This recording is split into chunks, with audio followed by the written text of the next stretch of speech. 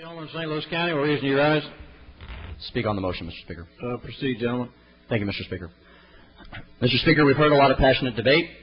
We've heard some good reasoned approaches and facts from my colleague from St. Louis County. Mr. Speaker, I'd like to talk a little bit about history and philosophy, another approach to addressing this issue. Mr. Speaker, it's sounded a little bit more like the House of Commons here today, which has been kind of exciting. I've kind of enjoyed it. And so because of that, I'm going to take the body back to the 1820s, England and France. Great scholar by the name of Alexis de Tocqueville wrote Memoir on Pauperism, where he studied at that time not the current system here in the United States, but the British Empire and what was going on. His words are prophetic. His findings are prophetic. His studies are prophetic, because at that time, the British Empire was the wealthiest nation in the world, but yet gave out the most public assistance. And Mr. Speaker, we can call it whatever we want. We can properly call it welfare. We can call it health care.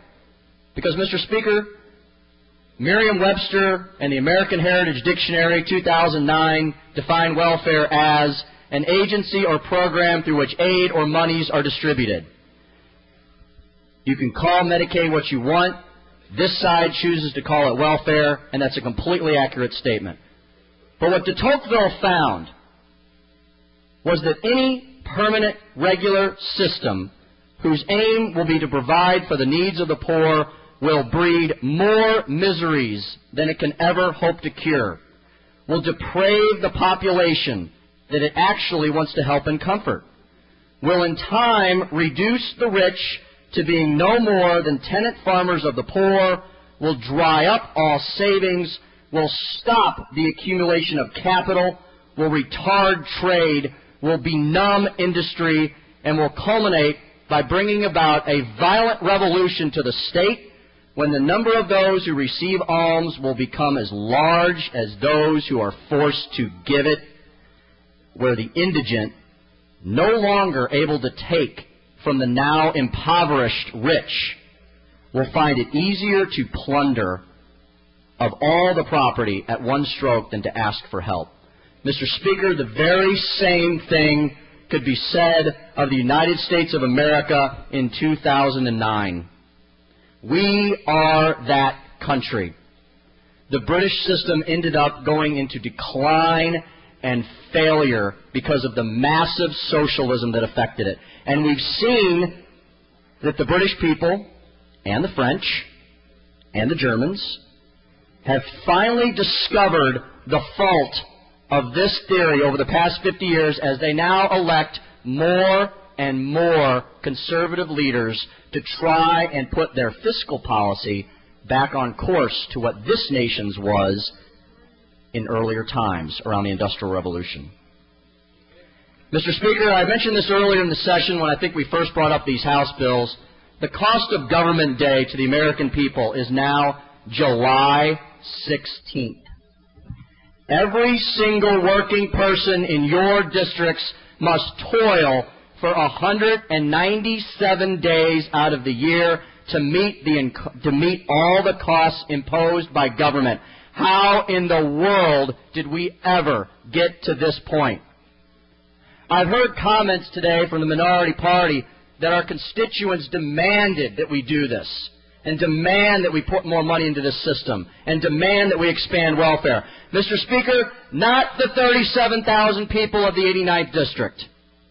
I haven't received one email or request to expand welfare. In fact, I've received plenty that have said, cut the programs, save the money, lower the taxes. Our businesses, which is the majority of many of the folks in my district, employ people, pay lots of taxes. We're in St. Louis County providing 40% of the state's tax revenue. These are folks who are affected greatly by this as well, but on the negative receiving end of having to pay for it for over half the year. And that cost of government day, Mr. Speaker, goes further and further every year. 4 days longer than in 2007, and I bet you it'll be 4 or 5 days longer in 2009. Our problem is we have an entitlement crisis in this nation and in many of the states. Do we want to be like California, who has a $40 billion hole over the next 5 years? That's twice the size of our state's budget. Do we want to be like our comrades to the east in the People's Republic of Illinois with a $12 billion budget hole? $12 billion, half our state's budget. Guess what happens when you ramp up the spending and you increase the programs to the point where you fall off the cliff? When you fall off the cliff, there's no money left. And guess what's going on in Illinois? They're not paying their Medicaid providers.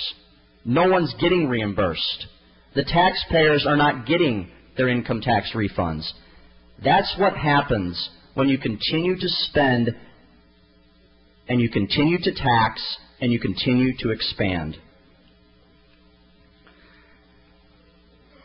The CBO, the Congressional Budget Office, nonpartisan group, very widely respected by both sides of the aisle in D.C., estimates that federal spending will soar close to 40% of GDP over the next 30 years or so due to Social Security, Medicaid, and Medicare. Eventually, they predict it will be over 50%. 50% of what we produce in this country is going to go for social programs. I do not think that's where the citizens of this country or the citizens of our state want us to go. And because Missouri has shown fiscal restraint, because of this gentleman who sits right here to my right and has worked tirelessly throughout this session, we are not in a $1 billion budget shortfall. We're in a small budget shortfall that we can overcome and we can manage and we can accomplish by the fiscally prudent bills that have been put on this House floor and in taking the House position. Mr. Speaker, the problem with saying, why don't we just draw down the tax dollars, why don't we just continue to spend, why don't we just keep doing it, is because eventually the train has to stop before it wrecks. The problem with the liberal agenda is that they know not from where the money comes. That is why they have no fear of spending it. Conservatives are aware of the necessity and the need and the wisdom to have a balanced budget, so we can have a balanced budget next year and the year after that and the year after that. Mr. Speaker, let us not become the wealthiest nation in the world that has the greatest entitlement package and the greatest social spending, like de Tocqueville predicted back many hundreds of years ago, because eventually we will fall off that cliff and we'll never be able to climb back up. Mr. Speaker, we need to continue to follow the fiscally prudent path that we have taken in this state and continue to be the example of what it means to pass a balanced budget. Thank you.